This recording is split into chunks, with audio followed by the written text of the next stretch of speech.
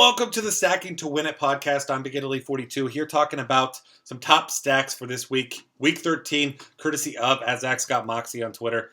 Starting off here with the Steelers and Colts. Steelers, team total of nearly 28 points.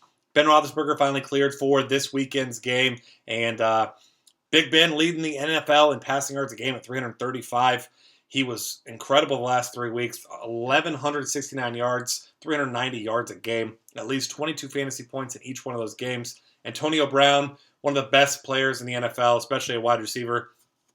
He's got big-time upside, nice floor as well.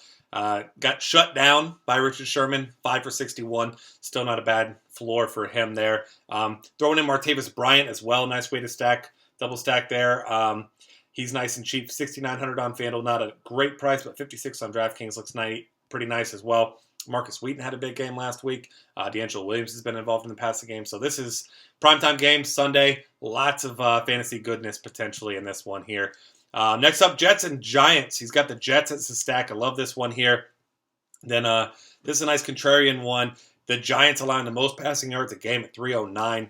Not even particularly close. The last 4 weeks, they've allowed 1,388 yards and 10 touchdown passes.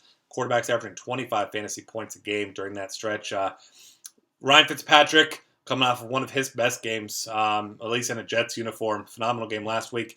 Brandon Marshall, Eric Decker have both been phenomenal this year. Decker scored in a touchdown in all but 2 games, at least 10 fantasy points in every game. Marshall, 4 straight games with a touchdown catch and 6 times over 100 yards. So this is a great little trio to get yourself some exposure to this week against the Giants and their bad pass defense.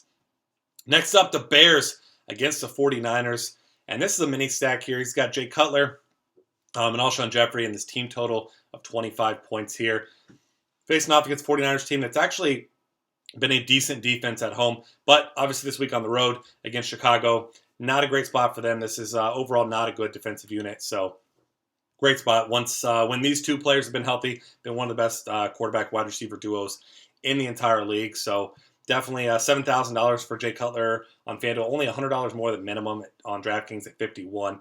That's a great spot. And Cutler's last time he faced a subpar defense went for 345 and 2 scores here. So 49ers allowing 277 passing yards per game and at least 16 fantasy points each of the last 3 games to quarterbacks. So nice little stack there. Contrarian stack here. He's got the Dolphins facing off against the Ravens. 23.8 point team total.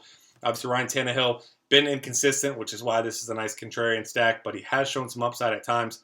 A lot of that due to Jarvis Landry there. And Dolphins just fired offensive coordinator, now trying to balance this attack. I mean, plenty of talent on this offense, just not a whole lot of consistent production. Ravens allowing over 20 fantasy points a game to opposing quarterbacks. And 259 passing yards a game, 25.1 points. Like I mentioned, with ups and downs, Ryan Tannehill, Zach mentioned him here as a roller coaster. That's a perfect description of what he's been doing this year. Last week, 351 yards, 3 touchdowns. Jarvis Landry's 5th in the NFL with 76 catches, had 13 catches last week. Devontae Parker is the 3rd player he's slotting in here. Supposed to get his first start of the week or of the season this year with Rashard Matthews hurt, and this is a nice little 2-man, 3-man stack, whatever you want to do. It's going to fly under the radar. It's a nice contrarian play. That'll wrap things up for the Stacking to Win It podcast. I'm Big Italy 42. He is at Zach's Got Moxie. Check him out on Twitter. Find us at DF Cafe and subscribe to our YouTube channel. Check out the rest of our great content at dailyfantasycafe.com.